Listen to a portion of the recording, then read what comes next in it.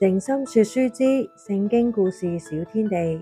大家好，我係小桂子，歡迎嚟到聖經故事小天地。呢度係屬於你哋嘅故事時間，每一集我都會用幾分鐘輕輕鬆鬆同大家分享一個故事嘅，希望大家都會喜歡呢一個聖經故事啊。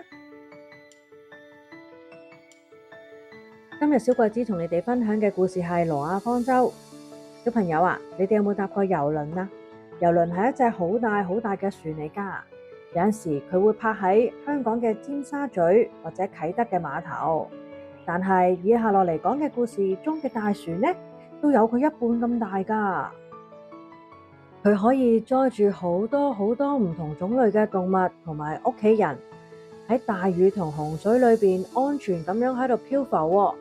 呢個故事係教我哋關於信靠神同埋有神嘅保護。小朋友準備好未啊？打開耳仔，坐定定，等我哋一齊進入聖經故事嘅奇妙世界啊！有一日，挪亞做緊嘢嘅時候，聽到天上面有把聲音傳嚟喎。挪亞，聽我講，原來係神同佢講嘢啊！挪亞聽到之後就放低手上嘅工具，就同上主講啦：我聽見啦，上主。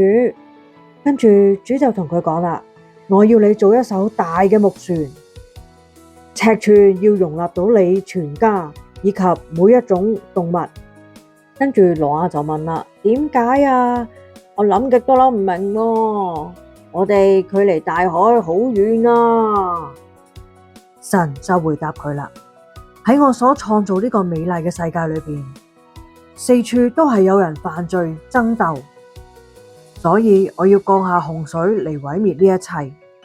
但係你同你屋企人就要進入呢個方舟裏邊，因為你係全世界唯一嘅好人。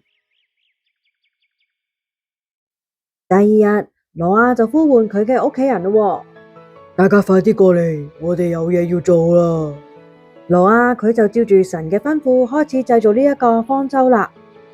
船艙裏邊分咗3層，裏邊同埋出邊呢都會搽咗一陣防水嘅油喎。咁呢，裏邊仲有好多好多嘅房間啦，俾啲唔同種類嘅動物會住喺裏邊，同埋挪亞一家嘅。挪亞一家好用心咁樣製作緊船嘅時候，其他人就以為佢哋傻咗啊！但係挪亞只係微微一笑，繼續做嘢啦。佢哋喺度量木頭啦、鋸木塊、揼釘釘，同埋磨下個木面。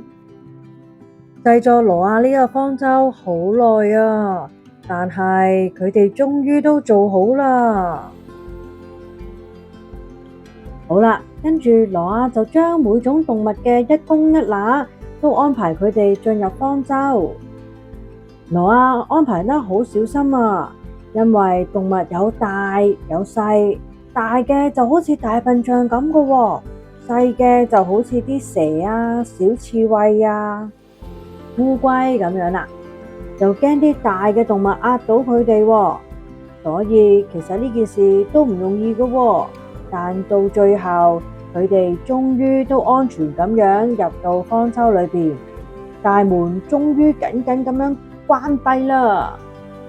佢哋進入咗方舟裏邊之後，天氣就開始轉變起嚟啦，天空開始變暗，開始黑黑地咯，跟住就狂風暴雨起嚟添啦，啲水好快上漲起嚟啦。方舟原本喺陸地起好嘅，之後佢竟然漂浮起嚟啊！啲雨水直至浸過全個世界最高嘅高頂啊！洪水連續落咗40日40夜之後，啲雨突然之間停咗啦，啲水都開始慢慢咁樣去退咗啦。突然之間，船好似撞到啲嘢，砰一聲，冇幾耐，挪亞就發現架船唔再喐，卡住咗啊！挪亞好醒目啊，佢派咗一隻乜嘢出去呢？你哋可唔可以估下？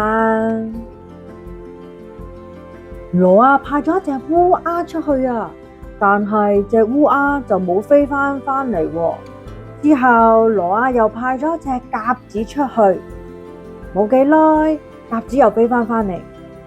之後挪亞又再派隻鴿子出去，冇幾耐，鴿子返嚟啦。你估佢嘴上面擔住咗啲乜嘢？隻鴿子返嚟嘅時候，佢個嘴裏邊擔住咗嘅嫩枝啊！乜嘢叫嫩枝啊？即係呢啲樹枝啊，樹枝係啦，啱啱出苗咁樣嘅。佢哋見到呢個情況都開心起嚟啊，個個都喺度歡呼喎。幾個星期之後，佢哋遠望大叫咗一聲：哇！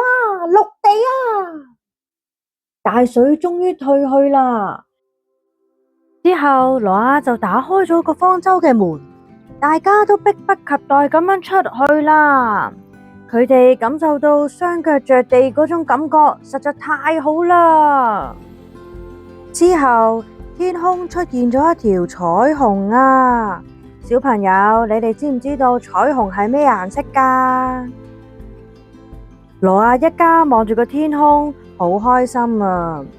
之後神就同佢哋講：我承諾再唔會落洪水浸沒呢個世界㗎喇。挪亞，你都唔使再做方舟啦。呢個係彩虹之約。神以彩虹為記號，立約唔再用洪水毀滅世界。小朋友，今日嘅故事就講到呢度啦。希望你哋聽完之後，心裏邊都充滿喜樂。記住，神永遠係愛你哋噶，佢會保護同帶領你哋。下次我哋仲會有新嘅故仔，等你一齊嚟探索下聖經嘅奇妙世界啊！記得同爸爸媽媽或者朋友仔去分享今日嘅故事喎。咁大家就可以一齊學習成長啦。好啦，下次再見啦，拜拜。